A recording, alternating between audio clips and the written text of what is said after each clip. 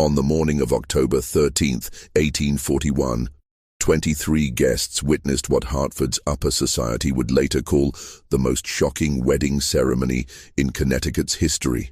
Within minutes of taking her first sip of ceremonial wine, 19-year-old Bridget O'Sullivan collapsed at the altar of Trinity Episcopal Church, her wedding dress pooling around her convulsing body as white foam escaped her lips. The bride's final words, heard clearly by the front pew, were a desperate whisper. "The wine, it burns." What authorities discovered 3 days later would expose a calculated murder so cold-blooded that the Hartford Courant refused to print the full details, fearing public outrage. The killer sat among the wedding guests, watching every agonizing moment with the composure of someone who had planned each detail for months. Before we continue with the story of Eleanor Pemberton and the O'Sullivan family tragedy, we invite you to subscribe to our channel and tell us in the comments which state or city you're listening from. Your engagement helps us bring these forgotten American mysteries to light. The truth behind what happened that autumn morning reveals a web of social hatred, financial desperation, and maternal obsession that would reshape Hartford's elite society forever. Hartford in 1841 stood at the crossroads of old New England tradition and industrial progress. The Connecticut River carried steamboats loaded with goods from New York, while new factories sprouted along its banks, their smokestacks competing with church spires for dominance of the skyline. The city's population had swelled to nearly 13,000 souls, with Irish immigrants flooding in to work the mills and railroads that promised prosperity to anyone willing to labor from dawn to dusk. Among Hartford's established families, none commanded more respect than the Pembertons. Eleanor Pemberton, 48 years old and widowed for 6 years, ruled over one of the city's most prominent households from her federal-style mansion on Prospect Street. The 3-story brick home, with its perfectly manicured gardens and wrought iron fencing, served as a symbol of everything the old Connecticut elite represented: stability, tradition, and unquestionable social superiority. Eleanor had not been born into wealth. The daughter of a modestly successful Hartford merchant, she had married above her station when she wed Jonathan Pemberton in 1815. Jonathan, heir to a shipping fortune built during the War of 1812, had chosen Eleanor for her beauty and sharp intelligence rather than her pedigree. Their marriage had been a love match that scandalized some members of Hartford society, but Jonathan's success in expanding the family business into insurance and manufacturing had silenced most critics. Their only child, William, had been born in 1817 after 3 miscarriages that left Eleanor convinced he was a miracle. She devoted herself entirely to his upbringing, ensuring he received the finest education available. William attended Yale College, where he studied law and literature, returning to Hartford in 1839 to join his father's business interests. Tall and scholarly, with his father's dark hair and his mother's penetrating grey eyes, William Pemberton was considered one of Hartford's most eligible bachelors. When Jonathan died suddenly of apoplexy in 1835, Eleanor found herself in control of an estate worth approximately $40,000, a fortune that made her one of the wealthiest women in Connecticut. She managed the family's investments with an iron hand, determined to preserve not only their wealth, but their social position. The Pemberton name opened doors throughout New England, and Eleanor intended to keep it that way. The Irish migration to Hartford had accelerated throughout the 1830s, driven by poverty and crop failures in Ireland. These newcomers settled in the area near the railroad depot in cramped tenements that lacked proper sanitation. They worked for wages that established residents considered insulting. Yet their willingness to labor for so little drove down costs for factory owners and created resentment among American-born workers. Eleanor observed these changes with growing alarm.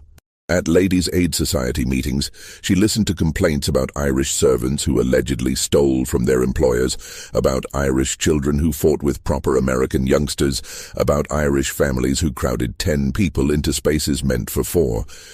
The established families of Hartford began to speak of the Irish problem in hushed tones, wondering aloud whether these Catholic foreigners could ever truly become Americans.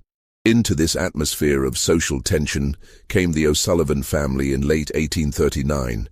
Patrick O'Sullivan, a widower of 38, had brought his 4 children to Hartford after hearing of work opportunities in the city's expanding mills. His eldest daughter, Bridget, was 17 when they arrived, a striking young woman with auburn hair and emerald eyes that seemed to capture light, even in Hartford's grey winter months. Patrick found work as a supervisor at Colt's Patent Firearms Manufacturing Company, where his experience with machinery in Dublin's textile mills proved valuable. The salary allowed him to rent a small but respectable house on Front Street, closer to Hartford Centre than most Irish families could afford. Bridget took a position as a seamstress in one of the better dress shops on State Street, where her skill with delicate fabrics and her ability to speak without a heavy brogue made her popular with customers. It was at Wadsworth Athenaeum's public lecture series that Bridget first encountered William Pemberton. The lecture, delivered by a visiting professor from Harvard on the topic of American literature, had drawn Hartford's intellectual elite. Bridget attended because her employer, Mrs. Catherine Hendricks, had encouraged her Irish employees to better themselves through education and culture. William noticed her immediately. Seated in the back section reserved for working people, Bridget listened with an intensity that impressed him. When the lecturer opened the floor for questions, she raised her hand to ask about the influence of Irish poetry on American writers, a question so thoughtful and well articulated that several people turned to look at her with surprise. After the lecture, William approached her as she gathered her cloak. "That was an excellent question about Irish literary influence," he said, removing his hat. "I'm William Pemberton. I don't believe we've been introduced." Bridget's cheeks colored slightly, but her voice remained steady. "Bridget O'Sullivan, Mr. Pemberton. I'm pleased to make your acquaintance." They walked together toward State Street, talking about books and ideas with an ease that surprised them both. William learned that despite her limited formal education, Bridget had read voraciously, everything from Shakespeare to contemporary American authors. She had borrowed books from a kind priest in Dublin and continued reading whatever she could obtain in Hartford's lending libraries. When they reached the corner where their paths diverged, William hesitated. "Miss O'Sullivan, I wonder, would you care to attend next week's lecture? It's to be about American history, and I suspect you might find it interesting." Bridget's smile transformed her entire face.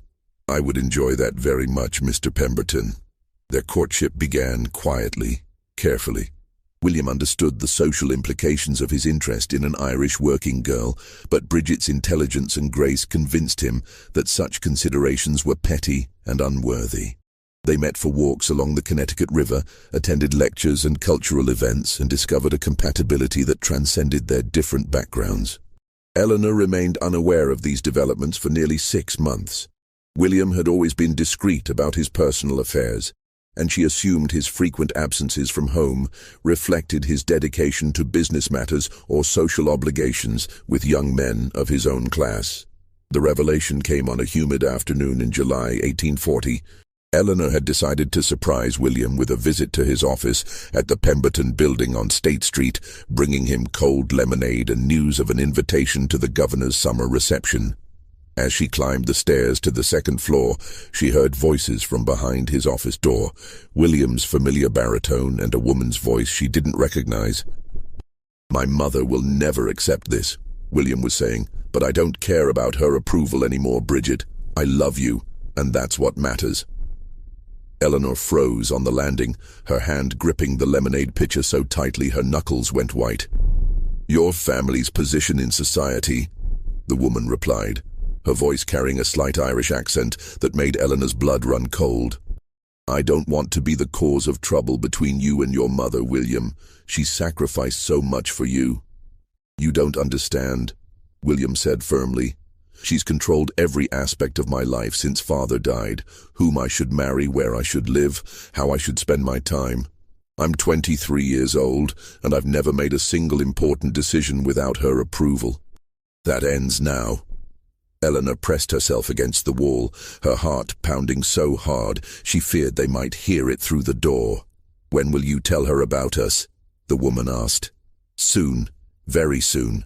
I want you to meet her properly as my intended bride. She'll see what I see in you, your intelligence, your kindness, your strength. She'll have to accept that I've chosen the woman I want to spend my life with. The sound of a chair scraping across the floor sent Eleanor fleeing down the stairs, abandoning the lemonade on the landing. She reached her carriage in a state of near panic, ordering her driver to take her home immediately. During the brief ride to Prospect Street, her shock gave way to a rage so pure and consuming that she felt physically ill. An Irish girl, her William, heir to the Pemberton fortune and name, was planning to marry an Irish immigrant. Everything she had worked for, everything she had sacrificed and schemed to preserve, would be destroyed by this. This nobody who had probably seduced her innocent son with calculated charm. That evening, William came home for dinner, appearing more cheerful than he had in months. Eleanor watched him carefully, noting the way he hummed under his breath while carving the roast, the satisfied smile that played at the corners of his mouth. She wanted to confront him immediately, to demand an explanation. But her years of social maneuvering had taught her patience. She needed information before she could act effectively. "You seem in excellent spirits tonight, William," she said, keeping her voice light. "Do I? Well, I suppose I am. I've been thinking about making some changes in my life, important changes." "Oh? What sort of changes?" William set down his fork and looked directly at her. "Mother, I've met someone, a young woman of exceptional character and intelligence. I believe she might be the person I want to marry." Eleanor's hand trembled slightly as she reached for her water glass. "How wonderful, dear. Anyone I know?" "No, but I'm eager for you to meet her. Her name is Bridget O'Sullivan, and she's—" He paused as if gathering courage. "She's from Ireland originally. Her family came to Hartford 2 years ago." The water glass slipped from Eleanor's fingers, shattering against her plate.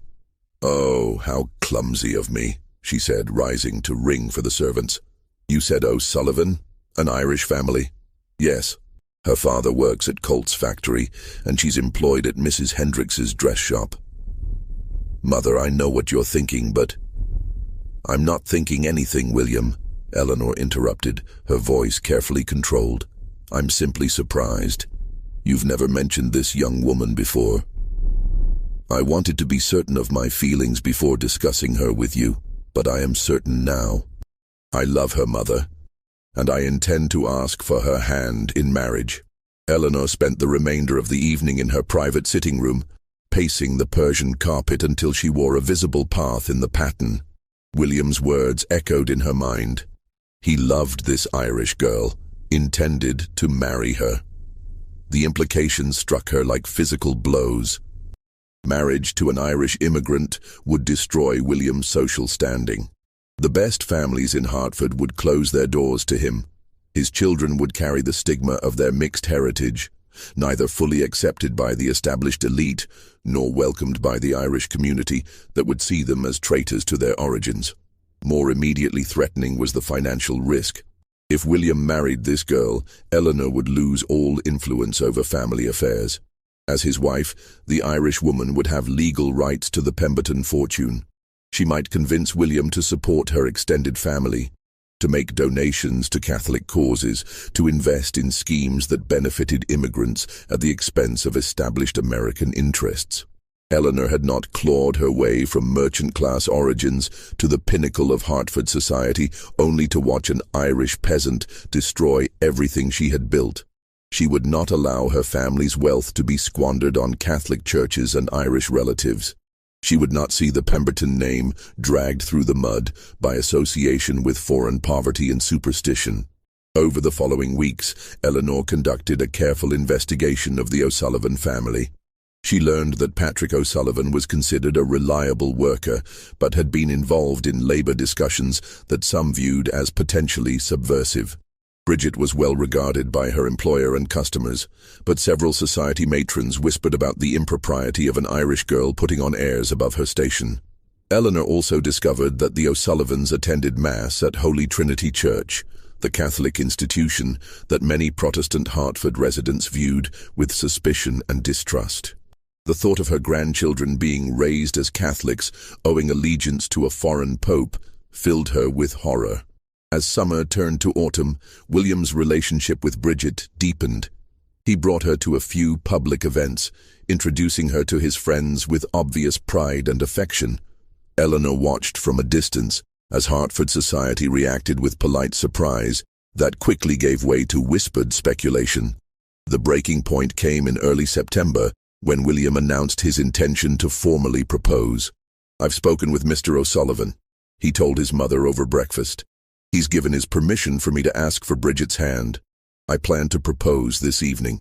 Eleanor set down her coffee cup with deliberate care. "William, I must ask you to reconsider this decision." "Mother, please, let me finish. I've said nothing about this association because I hoped it would run its natural course. But you're talking about marriage now, about permanent commitments that will affect not just your life but the future of our family." William's jaw tightened. "What exactly are you saying?" "I'm saying that marriage is about more than personal feelings. It's about social compatibility, shared values, common backgrounds. This young woman may be perfectly pleasant, but she comes from a world entirely different from ours. The differences that seem charming now will become sources of conflict later. Her background doesn't matter to me. It should matter. It will matter to your children, who will struggle to find their place in society. It will matter to your business associates, who expect their partners to maintain certain standards. It will matter to everyone we know." William stood abruptly, his chair scraping against the floor. "I'm disappointed in you, Mother. I expected better from someone who married for love herself. Your father and I came from similar circumstances. We understood each other's expectations and obligations. This situation is entirely different. The only difference is your prejudice against the Irish." Eleanor's mask of composure finally slipped. "It's not prejudice, William. It's reality. These people are not like us. They have different loyalties, different values, different priorities. This girl will change you, and not for the better. This conversation is over," William said coldly. "I'm going to propose to Bridget tonight, with or without your blessing." After he left, Eleanor sat alone in the dining room for nearly an hour, staring at her untouched breakfast. The die was cast. William would not be dissuaded by arguments or threats. He was going to marry this Irish girl, and when he did, Eleanor's control over the family fortune and legacy would end forever, unless she took action to prevent it.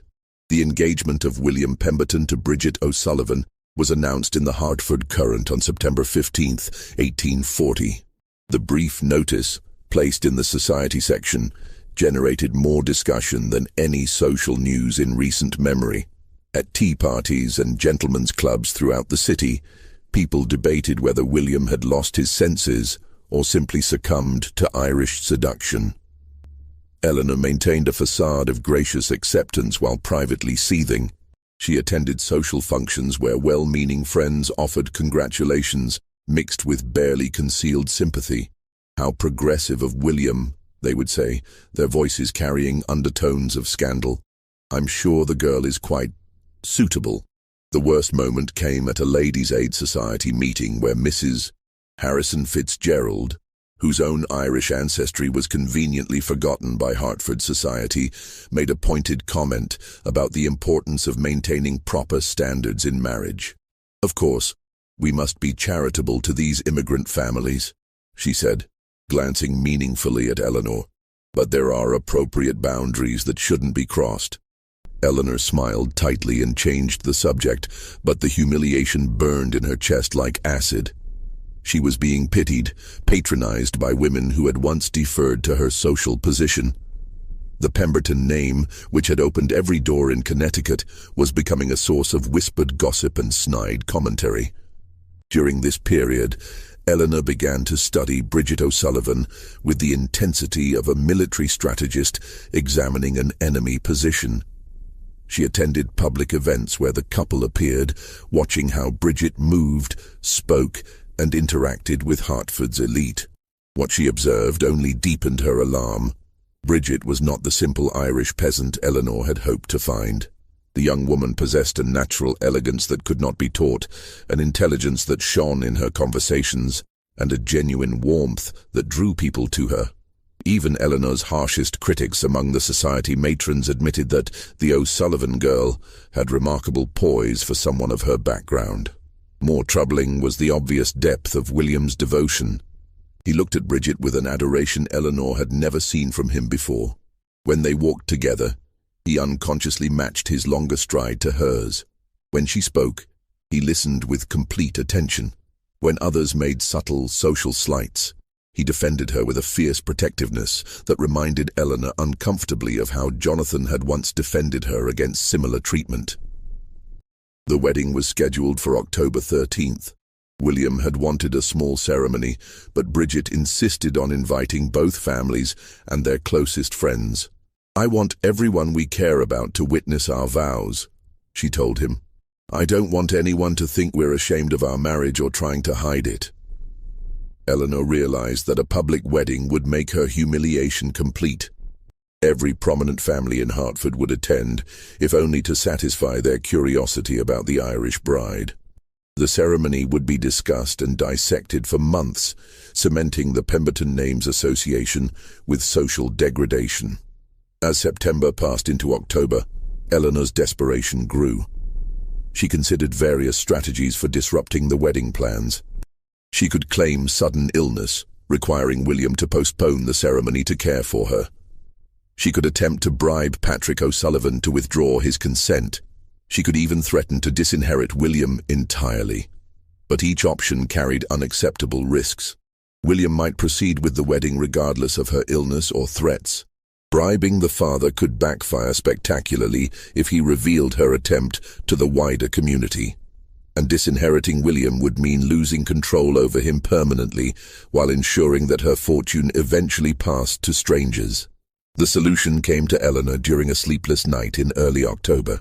She was reviewing her late husband's papers, searching for some legal mechanism that might give her continued control over the family assets, when she discovered Jonathan's correspondence with a business associate in New York who dealt in rare chemicals for industrial purposes.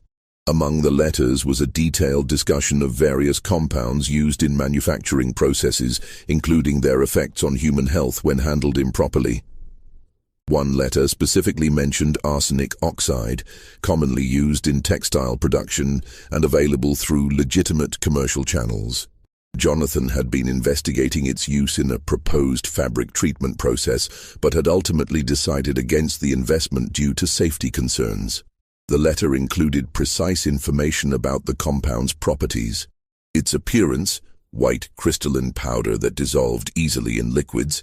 Its taste, virtually undetectable when mixed with strong flavors, and its effects, rapid onset of symptoms that mimicked various common ailments.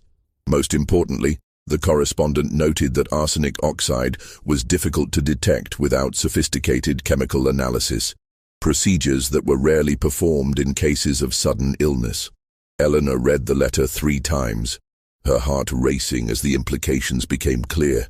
Here was a means of preventing William's marriage that would appear entirely natural, tragic, but unavoidable. A sudden illness striking the bride during the wedding ceremony would be shocking but not unprecedented. Young women sometimes succumbed to the excitement and stress of their wedding day, especially those from lower social classes who might be overwhelmed by the grandeur of the occasion. The plan crystallized with shocking clarity. Eleanor would need to obtain arsenic oxide through her late husband's business contacts, claiming she was continuing his investigation into industrial applications. She would need to find an opportunity to administer it during the wedding ceremony, when all attention was focused on the bride and groom, and she would need to ensure that her own behavior appeared completely natural, that of a concerned mother-in-law witnessing a tragedy. On October 8th, 5 days before the wedding, Eleanor visited the offices of Hartwell Chemical Supply in New York City. She took the train early in the morning, dressed in her most respectable traveling clothes and carrying Jonathan's business correspondence as credentials. Mr. Hartwell, a thin man with nervous hands and wire-rimmed spectacles, remembered Jonathan favorably. "A cautious businessman," he told Eleanor. always concerned about safety and proper procedures. "How may I assist you, Mrs. Pemberton?" Eleanor explained that she was settling her late husband's affairs and wanted to complete his investigation into textile treatment processes. She produced Jonathan's letters and spoke knowledgeably about the proposed applications, having spent days studying the technical details. "Arsenic oxide, yes," Hartwell said, consulting his records. "Your husband was interested in its use for fabric preservation. Are you planning to proceed with the investment?" "I'm still evaluating the commercial potential," Eleanor replied smoothly. "But I'd like to conduct some preliminary tests to better understand the compound's properties." "Could you provide a small sample for experimental purposes?" Hartwell nodded and disappeared into his storeroom, returning with a glass vial containing perhaps 2 ounces of white powder. "This should be sufficient for your testing purposes. Please observe all safety precautions. The compound is highly toxic if ingested or inhaled." Eleanor paid in cash and carefully placed the vial in her reticule. During the train ride back to Hartford, she held her purse close to her body, acutely aware of its deadly contents. She felt no guilt, only a grim satisfaction that she had taken decisive action to protect her family's future. The remaining days passed in a blur of wedding preparations. Bridget had engaged Eleanor's help in planning the reception, a gesture of goodwill that Eleanor found simultaneously touching and infuriating. The young woman clearly hoped to win her future mother-in-law's approval through inclusive gestures and respectful attention. "I want you to feel that this is your celebration too, Mrs. Pemberton," Bridget said as they reviewed the menu for the wedding breakfast. "William speaks of you with such love and respect. I hope that someday you might feel the same affection for me." Eleanor managed to smile and nod appropriately, all while calculating exactly how much arsenic oxide would be required to ensure a swift but apparently natural death. Too little might cause illness without achieving her goal. Too much might create obvious symptoms that would raise suspicions. Based on Jonathan's correspondence and her own research in medical texts borrowed from Hartford's library, Eleanor determined that approximately 1/2 teaspoon of the powder, dissolved in wine, would be sufficient. The symptoms would begin within minutes and progress rapidly, mimicking the effects of extreme excitement or heart failure. On the morning of October 13th, Eleanor awoke before dawn with a clarity of purpose she had not felt in months. Every detail of the plan had been rehearsed in her mind dozens of times. She knew exactly when and how she would act, and the knowledge filled her with grim determination. The wedding ceremony was scheduled for 11 o'clock at Trinity Episcopal Church, followed by a reception at the Pemberton Mansion.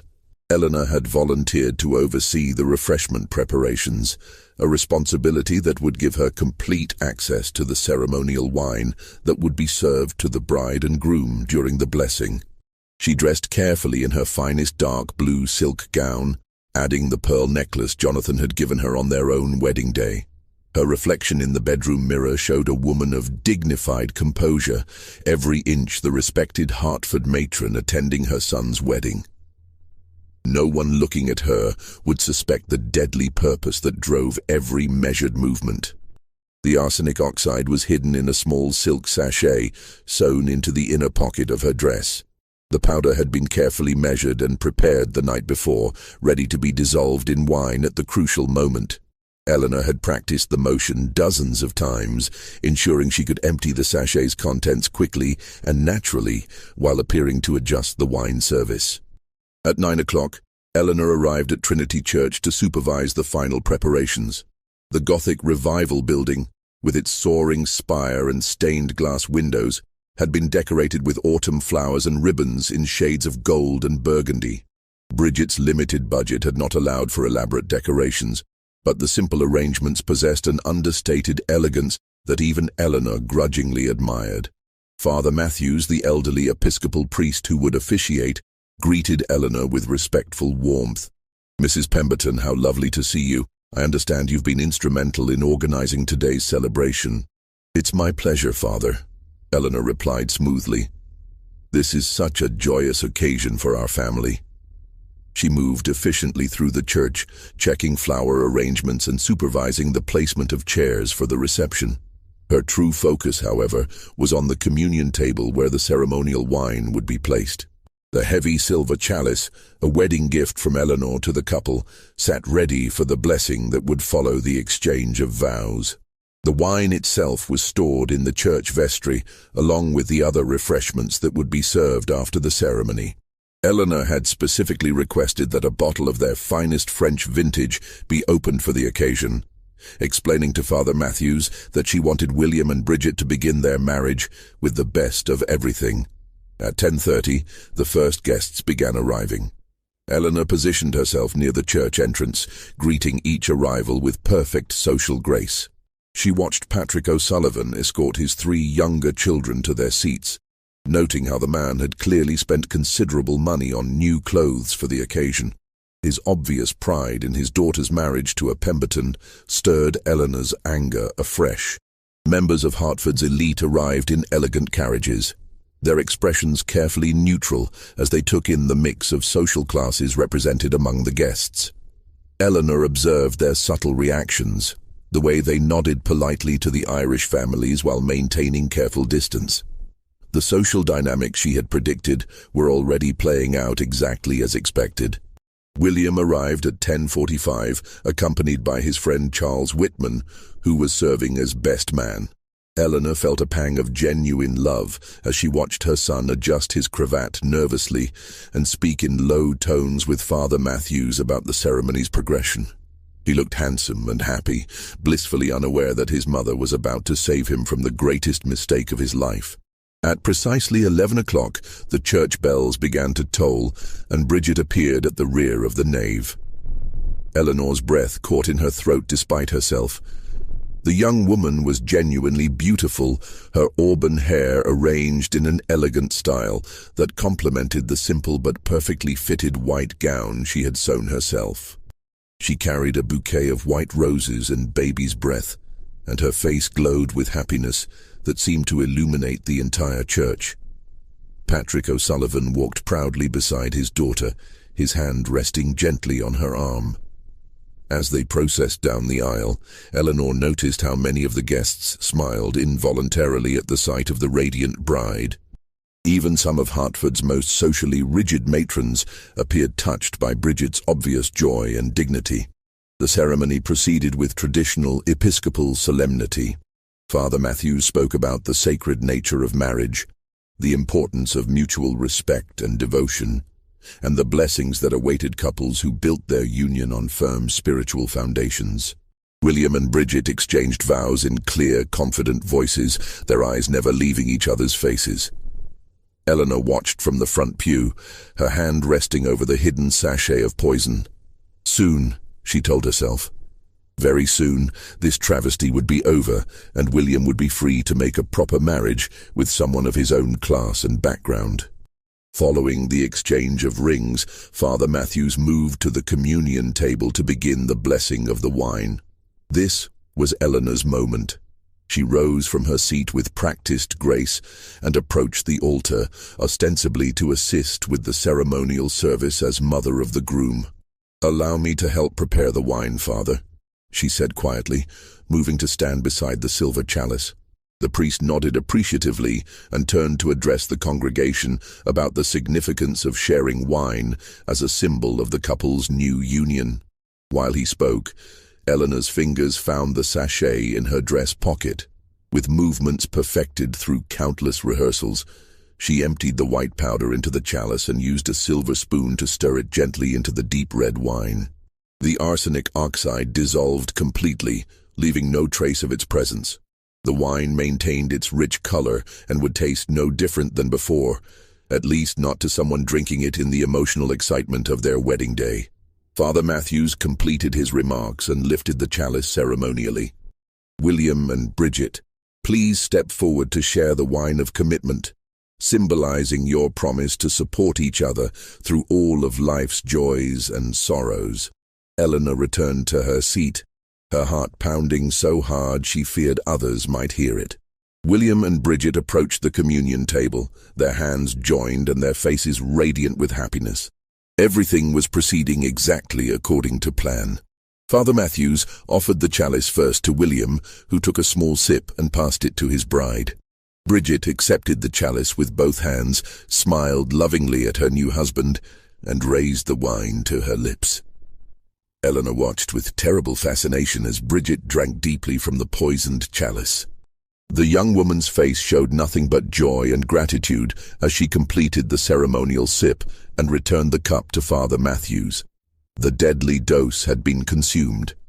Now it was simply a matter of waiting for the arsenic to take effect. The wedding party processed from the altar amid the warm applause of the assembled guests. Eleanor joined the receiving line at the church entrance, accepting congratulations and compliments about the beautiful ceremony with mechanical pleasantness. Her entire attention was focused on Bridget, watching for the first signs that the poison was beginning to work. According to Eleanor's research, arsenic oxide typically began affecting its victims within 15 to 30 minutes of consumption. The initial symptoms would be subtle, perhaps a slight pallor, some difficulty breathing, or minor stomach discomfort.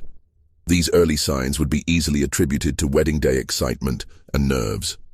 As the minutes passed, Eleanor began to feel a growing anxiety. Bridget appeared completely normal, chatting vivaciously with well-wishers and laughing at her new husband's jokes. Her cheeks remained pink with happiness, her breathing was regular, and she showed no signs of distress whatsoever. 25 minutes after consuming the poisoned wine, Bridget was still greeting guests with undiminished energy. Eleanor felt the first stirrings of genuine panic. Had she miscalculated the dosage? Was the compound she had obtained somehow defective?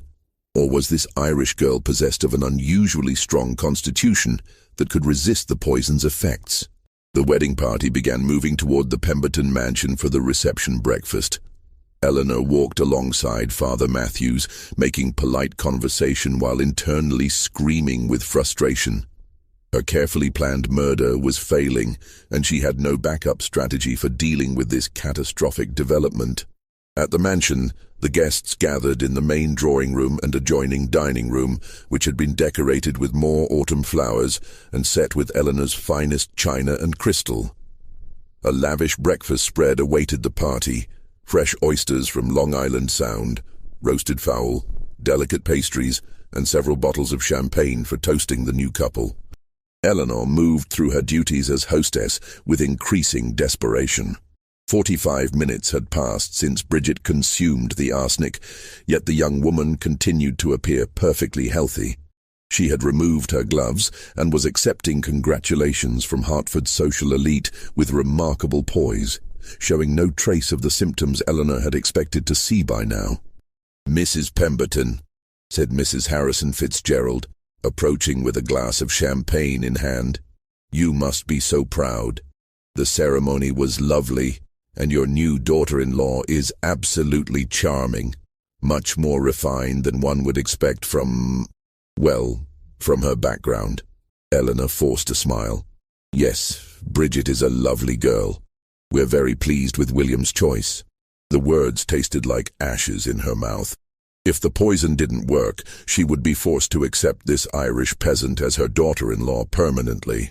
The O'Sullivan family would become part of the Pemberton legacy, their Catholic traditions and immigrant connections forever linked to Eleanor's carefully cultivated reputation. Just when we thought we'd seen it all, the horror in Hartford intensifies. If this story is giving you chills, share this video with a friend who loves dark mysteries. Hit that like button to support our content, and don't forget to subscribe to never miss stories like this. Let's discover together what happens next. As the breakfast progressed, Eleanor found herself studying Bridget with obsessive intensity. The young woman moved from group to group with William, accepting good wishes and engaging in animated conversations about their wedding trip to New York City. Her appetite appeared normal. She ate delicate portions of the food with obvious enjoyment and drank 2 glasses of champagne without any apparent ill effects. 1 hour after the poisoning, Bridget showed no symptoms whatsoever. Eleanor excused herself from the reception and retreated to her private study, closing the door behind her with barely controlled violence. She had risked everything on this plan, and it was failing spectacularly. The arsenic oxide had either been ineffective or insufficient to accomplish its purpose. But as Eleanor paced the length of her study, trying to formulate an alternative strategy, she heard commotion from the drawing room. Voices were raised in concern, and someone was calling for Dr. Harrison to be summoned immediately. Eleanor's heart leaped with renewed hope. Perhaps the poison was simply slower to take effect than her research had indicated. She composed her features into an expression of maternal concern and hurried back to the reception. What she found exceeded her most optimistic expectations. Bridget was seated in Eleanor's best wingback chair, her face pale and drawn. She was breathing rapidly and had one hand pressed to her stomach, while William knelt beside her chair looking frantic with worry. "I don't understand what's happening," Bridget was saying in a weak voice. "I felt perfectly fine just a moment ago, and then suddenly—" "What are her symptoms?" asked Dr. Harrison, who had been among the wedding guests and had responded immediately to the summons. "Stomach pain, nausea, and difficulty breathing," William replied, his voice tight with anxiety. "She says she feels like her throat is burning." Dr. Harrison, a distinguished man in his 60s who had served Hartford's elite families for decades, immediately began examining Bridget. He checked her pulse, looked into her eyes, and asked detailed questions about when the symptoms had begun and how they were progressing. Eleanor moved closer, feigning maternal concern while internally celebrating the poison's delayed but apparently effective action. "Dr. Harrison, is there anything we can do? Should we move her upstairs where she might be more comfortable?" "No, don't move her yet," the doctor replied grimly. "Mrs. Pemberton, I need you to send someone immediately to my office for my medical bag, and have your cook prepare a strong mixture of salt water, as much as the patient can drink." As Eleanor dispatched servants on these errands, she noticed that Bridget's condition was deteriorating rapidly. The young woman's breathing had become labored, and beads of perspiration dotted her forehead, despite the cool October air. Her hands trembled as she gripped the arms of the chair, and when she tried to speak, her voice came out as barely more than a whisper. "The wine," Bridget managed to say, looking directly at Eleanor with eyes that seemed unnaturally bright. "The wine at the church. It tasted strange." Eleanor's blood turned to ice. Had Bridget somehow detected the poison's presence, or was this simply the confused rambling of someone whose mind was being affected by arsenic toxicity? "What do you mean, dear?" Eleanor asked, keeping her voice steady. "The wine was from our finest vintage. Perhaps you're simply overwhelmed by all the excitement of the day." But Dr. Harrison had gone very still at Bridget's words. He looked up sharply, his experienced eyes moving from the bride to Eleanor and back again. "Mrs. Pemberton," he said carefully, "exactly what wine was served during the ceremony?" "French vintage from our private cellar," Eleanor replied. "The same wine we've served at family celebrations for years. Surely you don't think—" "I think," Dr. Harrison interrupted, "that we may be dealing with something more serious than wedding day nerves." He turned to William, who was holding Bridget's hand and murmuring reassurances. "Mr. Pemberton, I need you to send someone to Trinity Church immediately. Have them bring back the chalice that was used for the wine blessing and any remaining wine from the bottle that was opened for the ceremony." Eleanor felt panic rising in her chest. If Dr. Harrison examined the chalice and discovered traces of arsenic, her carefully constructed plan would unravel completely. She needed to prevent that examination at all costs. "Doctor, surely you're being overly cautious," she said. "The poor child is simply overwhelmed. Perhaps if we moved her to a quiet room." "Mrs. Pemberton," Dr. Harrison said with quiet authority, "I've been practicing medicine for 37 years. I've seen wedding day nerves, and I've seen food poisoning, and I've seen the effects of various toxic substances. This young woman's symptoms are consistent with arsenical poisoning." The words fell into the drawing room like stones into still water, creating ripples of shock and disbelief among the assembled guests. Several women gasped audibly, while the men moved closer to hear Dr. Harrison's diagnosis more clearly. William's face went white. "Poison? That's impossible. How could Bridget have been poisoned? She's eaten and drunk nothing that wasn't served to everyone else. Not everyone else drank from the ceremonial chalice," Dr. Harrison pointed out grimly. Only the bride and groom shared that wine. And you, Mr. Pemberton, show no symptoms of distress. Eleanor realized with growing horror that the doctor was systematically eliminating other possible sources of poisoning, focusing inevitably on the one moment when Bridget had consumed something different from the other guests. Her mind raced frantically, searching for some way to deflect suspicion. Perhaps the arsenic came from somewhere else entirely, she suggested desperately. These old buildings sometimes have lead pipes or other sources of contamination. But even as she spoke, Eleanor could see that Dr. Harrison wasn't convinced. His sharp eyes were studying her with an intensity that made her feel exposed and vulnerable. Behind his professional demeanor, she could sense a growing suspicion that chilled her to the bone. Meanwhile, Bridget's condition continued to worsen. Her breathing had become increasingly labored, and she was now struggling to remain conscious. The bright flush in her cheeks had given way to an alarming pallor, and when she tried to speak, only incoherent whispers emerged. "We need to get her to my office immediately," Dr. Harrison declared. "Mr. Pemberton, can your carriage accommodate a stretcher? Time is critical if we're going to save her life." The word save hit Eleanor like a physical blow. She had assumed that once the arsenic took effect, Bridget's death would be swift and irreversible. The possibility that medical intervention might prevent the poison from completing its work had never occurred to her. As William organized transportation to Dr. Harrison's office, Eleanor found herself trapped between desperate hope that Bridget would die before reaching medical help and growing terror that the young woman might survive to identify her poisoner. If Bridget lived, and if Dr. Harrison's suspicions continued to develop, Eleanor could face charges of attempted murder. The thought of standing trial before Hartford's legal establishment, of having her reputation destroyed and her freedom taken away, filled Eleanor with a panic more intense than anything she had ever experienced. Everything she had worked for, everything she had sacrificed to achieve, would be lost forever. The journey to Dr. Harrison's office took place in grim silence, with Bridget's condition deteriorating further during the short carriage ride. By the time they arrived at the doctor's practice on Main Street, she was barely conscious, and her breathing had become so shallow that William feared she might die before receiving treatment.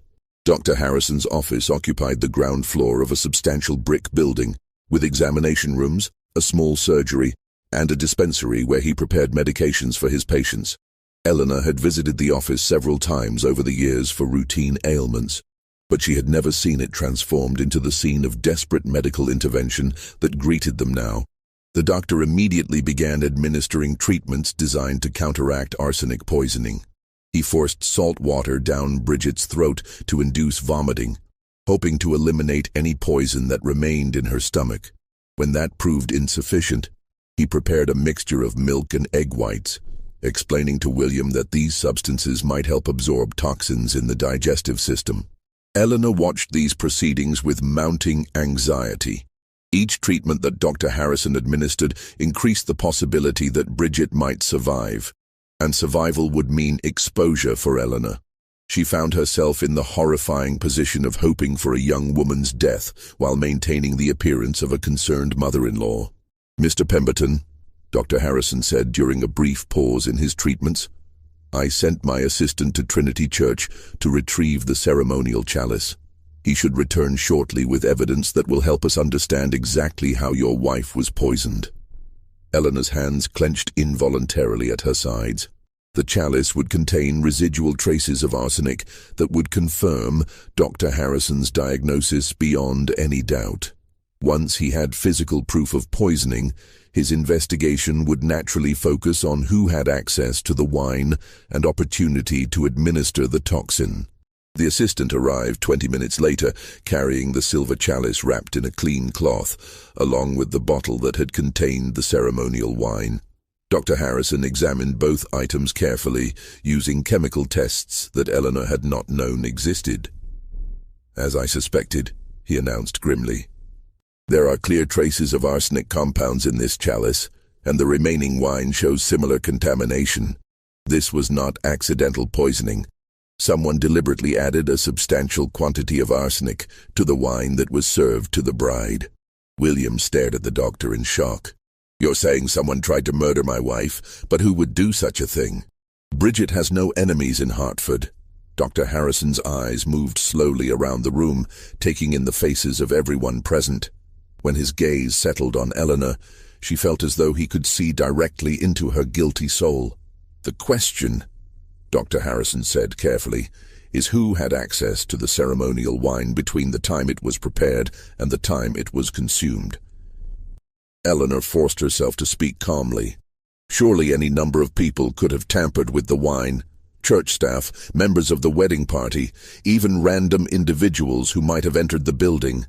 Perhaps, Dr. Harrison replied. But arsenic oxide is not a common substance. Obtaining it would require specialized knowledge and connections to chemical suppliers. This was not a crime of opportunity. It required careful planning and deliberate preparation. The net was closing around Eleanor with terrifying speed. Dr. Harrison's methodical approach to the investigation was systematically eliminating alternative explanations and focusing attention on those who possessed both motive and means for the crime. At that moment, Bridget stirred on the examination table where she had been lying unconscious for nearly an hour. Her eyes fluttered open, and she looked around the room with obvious confusion and distress. "William," she whispered weakly. "What happened? Where am I?" "You're in Dr. Harrison's office," William replied, taking her hand gently. "You've been very ill, but you're going to be all right now." Bridget's gaze moved around the room until it settled on Eleanor. For a long moment, the two women looked directly at each other, and Eleanor saw something in the young woman's eyes that made her blood run cold. "I remember now," Bridget said softly. "The wine. There was something wrong with the wine." Dr. Harrison leaned forward intently. "What do you remember about the wine, Mrs. Pemberton?" "It had a strange taste, not bitter exactly, but different. And I remember seeing—" Bridget paused, her brow furrowing with the effort of recollection. "I remember seeing someone near the chalice during Father Matthews's blessing. Someone who shouldn't have been there." Eleanor felt the walls of the room closing in around her. Bridget's memory was returning, and with it would come the identification that would destroy Eleanor's life forever. "Who did you see, dear?" Dr. Harrison asked gently. Bridget's eyes moved to Eleanor again, and this time there was no confusion in her gaze. "Mrs. Pemberton, I saw her stirring something into the wine while Father Matthews was speaking to the congregation."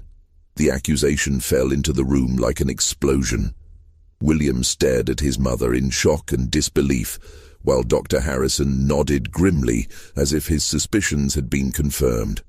"Mother," William said in a voice barely above a whisper, "tell me this isn't true. Tell me you didn't try to murder my wife."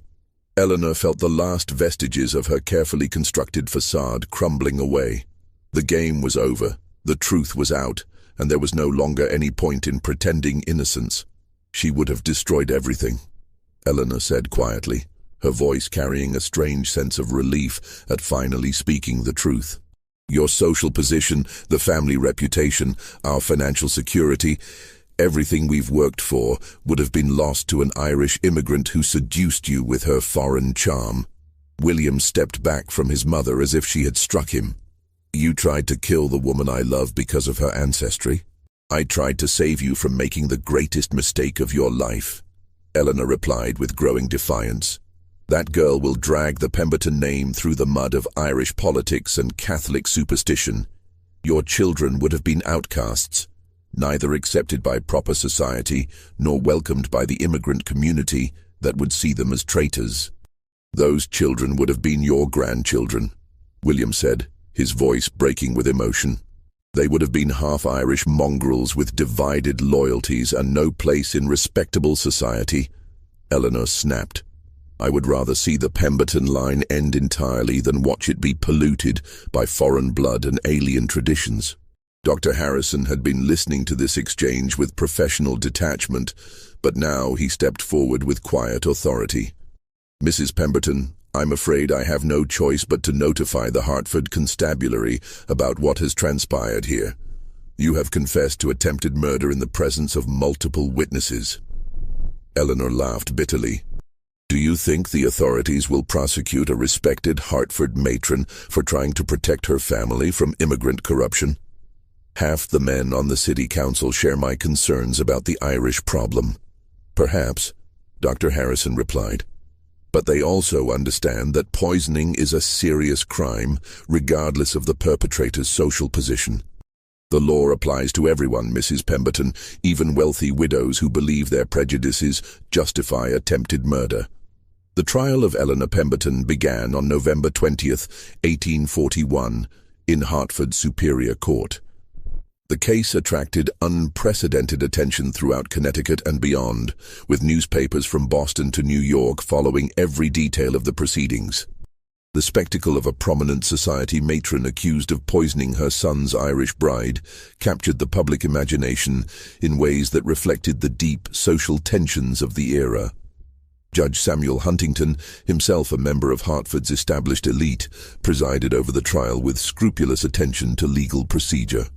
Despite his personal acquaintance with Eleanor and sympathy for her social concerns, he could not ignore the overwhelming evidence against her. Dr. Harrison's testimony regarding the arsenic poisoning was supported by chemical analysis, Bridget's eyewitness identification, and Eleanor's own confession in the doctor's office. The prosecution, led by District Attorney Charles Morgan, presented the case as a calculated attempt at murder motivated by social prejudice and financial greed. The defendant, Morgan told the jury, placed her own narrow concerns about social status above the life of an innocent young woman whose only crime was falling in love with the defendant's son. Eleanor's defense attorney, Hartford's most prominent criminal lawyer, argued that she had acted under extreme emotional distress caused by her son's inappropriate marriage choice. He attempted to portray Eleanor as a devoted mother driven to temporary insanity by the prospect of her family's social destruction. The strategy failed completely. The careful planning required to obtain arsenic oxide, the deliberate timing of the poisoning during the wedding ceremony, and Eleanor's calculated behavior before and after the crime demonstrated premeditation that contradicted any claim of temporary insanity. Bridget's testimony proved particularly damaging to Eleanor's defense. The young woman had recovered completely from the arsenic poisoning, and she spoke with quiet dignity about the events of her wedding day. Her obvious intelligence and refinement made a powerful impression on the jury, undermining Eleanor's characterization of her as an unsuitable immigrant. I bear no personal hatred toward Mrs. Pemberton, Bridget told the court. I understand that she acted from love for her son, even though that love was expressed through terrible means. But I cannot forget that she tried to kill me, because she believed my Irish heritage made me unworthy of her family. William's testimony was the most emotionally devastating moment of the trial.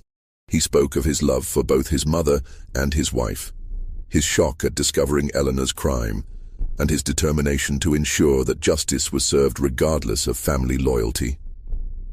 My mother taught me to value honor, integrity, and moral courage, he told the court. Those same values now require me to testify truthfully about her actions, no matter how painful that truth might be. The jury deliberated for less than 2 hours before returning a verdict of guilty on charges of attempted murder. Judge Huntington sentenced Eleanor to 15 years in the Connecticut State Prison, noting that her social position and previous good character had been considered in determining the length of her incarceration. The defendant's crime strikes at the heart of civilized society, Judge Huntington declared during sentencing. When prejudice and social ambition lead to attempted murder, the law must respond with appropriate severity to protect all citizens regardless of their background or origin. Eleanor received the sentence with the same composure she had maintained throughout the trial. She showed no emotion as the court officers led her away to begin her imprisonment, though observers noted that she avoided looking at William and Bridget as she left the courtroom. The Pemberton family's social position in Hartford never recovered from the scandal. William found himself ostracized by many of the families who had once welcomed him, though a few forward-thinking members of the community rallied to support him and Bridget. They moved to Boston shortly after the trial, where William established a successful law practice, and they raised 3 children who grew up to be prominent citizens of Massachusetts. Bridget proved to be everything William had believed her to be: intelligent, gracious, and devoted to their family's welfare. She became active in charitable organizations that assisted Irish immigrants, using her social position to bridge the gap between established American families and newcomers seeking better lives. Eleanor served 12 years of her sentence before being released for good behavior in 1853. She returned to Hartford as a broken woman, her fortune largely depleted by legal expenses and the costs of incarceration. She lived quietly in a modest boarding house until her death in 1858, never having reconciled with William or met her grandchildren. The silver chalice used in the poisoning was melted down by Trinity Church and the metal donated to a fund for Irish immigrants. Father Matthews, deeply shaken by the violation of sacred ceremony that had occurred under his supervision, instituted new procedures for wedding preparations that ensured multiple people were present whenever ceremonial items were being prepared. The case of Eleanor Pemberton became a cautionary tale told throughout New England about the dangers of unchecked prejudice and social ambition. Legal scholars pointed to it as an example of how even the most privileged members of society remained subject to the rule of law when they committed serious crimes. But perhaps the most lasting impact of the tragedy was its effect on Hartford's social attitudes toward Irish immigrants and other newcomers to American society. The obvious injustice of Eleanor's attempt to murder Bridget simply because of her heritage forced many established families to reconsider their own prejudices and assumptions. Dr. Harrison, whose quick thinking and medical expertise had saved Bridget's life, became a vocal advocate for treating all patients with equal care, regardless of their social background. His testimony during the trial had demonstrated the importance of applying scientific methods to criminal investigations, helping to establish forensic medicine as an essential tool for law enforcement. The poisoned chalice case, as newspapers dubbed it, remained a topic of discussion in Hartford for decades after the trial concluded. Parents used Eleanor's story to warn their children about the corrupting effects of hatred and prejudice, while legal professionals studied the case as an example of how social tensions could lead to violent crime. In 1865, 24 years after the poisoning, William Pemberton returned to Hartford for the first time since the trial. He was accompanied by Bridget and their 3 children, coming to visit his father's grave and to show his family the city where he had grown up. Old residents who remembered the scandal were struck by the obvious happiness and success of the couple, whose marriage had nearly ended in murder. Bridget, now a matron of 43 with gray threading through her auburn hair, stood beside her husband at Jonathan Pemberton's gravestone.